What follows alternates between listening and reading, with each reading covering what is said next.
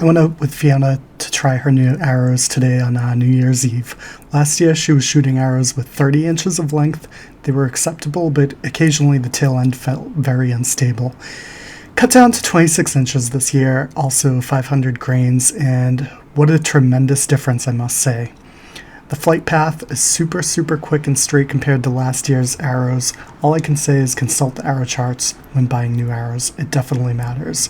Just a reduction of 4 inches in arrow length. I'm going to ballpark this at a 20% increase in performance. At 30 inches, she could get a grouping at 10 yards.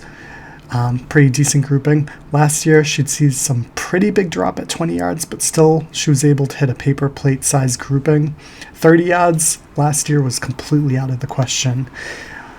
With the reduction in arrow length, with the trigger release, I was using the top pin of the 3 pins on the sight for 10 yards and 20 yards. And I can hit 30 yards no problem now with the second pin down with her bow. Opportunity for improvement. I am definitely going to switch Fiona over to a trigger release this year.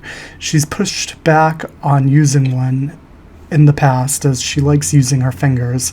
However, what I've noticed today, fingers versus trigger release, is about a 10% drop in performance.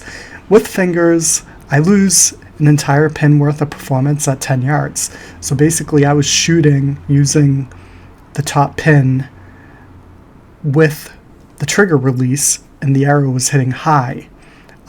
With my fingers, it was hitting right on. So I'm definitely losing performance just by using my fingers. At 20 yards, I definitely seem to lose about 2 pins worth of performance. So when I use the trigger release at 20 yards, that arrow was actually hitting the first pin. And with fingers, the drop was so much, it was dropping all the way down to the 3rd pin. So we got some adjustments to make. And then at 30 yards, Fiona was aiming at the top third of the target, and her arrow didn't even hit the target. It hit the dirt below the target. So it just dropped so much.